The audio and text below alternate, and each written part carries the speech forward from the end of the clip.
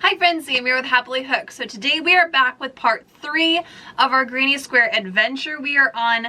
So today's stitch is super easy. There's no crochet hook needed. I'm just going to show you the very simple basics of a mattress stitch. Now we use this a lot in joining granny squares, in joining garments, so like sleeves to sides or sides to back.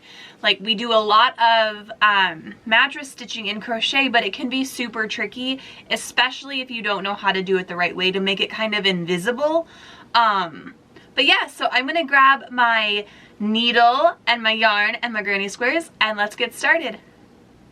Hi friends, real quick, if you guys want to join the coolest crochet community on the internet and join over 20,000 members that love yarn just as much as you do, click the link in the description below and I cannot wait to see you in our community. Alright, so like I said, today I'm going to be showing you how to do the mattress stitch. So this is used not just for granny squares, it's also used for garments and pillows and all different kinds of fun stuff. So all you need for this is just some scrap yarn and a tapestry needle. And this is a very short, simple video. It's not going to take you long to do this. So you just line up the edges of the granny squares that you're going to be seaming together.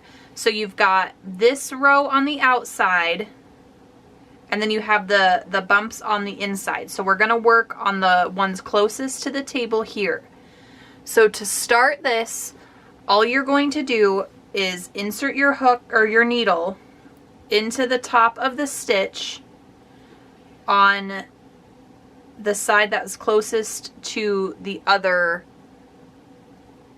granny square. And then we're going to take our needle and we're going to do the same thing. We're going to go in from the top and pull our yarn through there. And then we're going to cross back over, and this is like lacing your shoes. So you're just going to keep your tail out of the way. And we're going from the top down on all of these.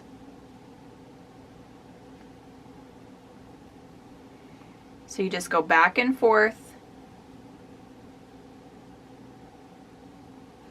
coming from the top every time.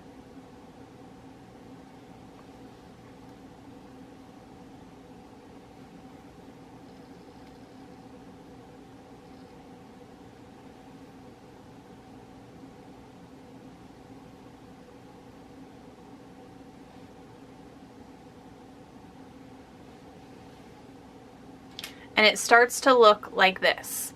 So you can see the loops back and forth. It starts to create that really neat texture, but we're not going to see that when we're done. But that way you know that's what it looks like as you're going.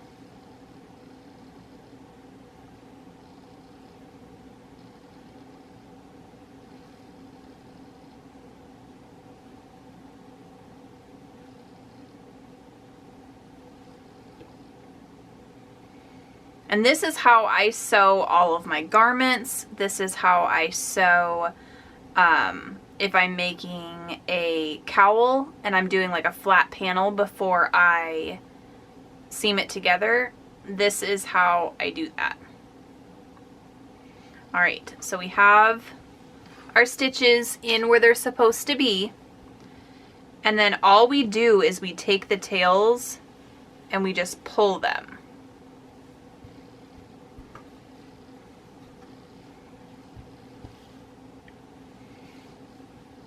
And then it seams them together. And like if you were using the same color yarn, this would be completely invisible. You'd have no idea that it was there. And this is the other side. So it's flat and it's seamed together. And there is very little color coming through. Yeah, you just pull on these in opposite directions and it'll pull them all together and your stitches will be aligned.